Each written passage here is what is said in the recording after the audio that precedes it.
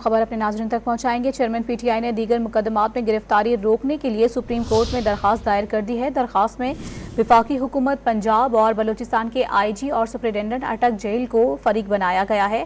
मजीद क्या तफसीलात हैं, जानेंगे डॉन न्यूज़ के नुमाइंदे हसीब भट्टी से। हसीब भट्टी, बताएगा दरखास्त में मजीद क्या मौक़िफ़ अपनाया गया है? देखिए, दरख्वास्त में कहा गया है कि चेयरमैन पीटीआई साबिक वज़ीर-ए-आज़म है और मुल्क की सबसे बड़ी सियासी जमात के सरबराह है। दरख्वास्त में ये इस्तदा की गई है कि हुकूमती मशीनरी को इस्तेमाल करते हुए चेयरमैन पीटीआई के खिलाफ सियासी इंतकाम बंद कराया जाए।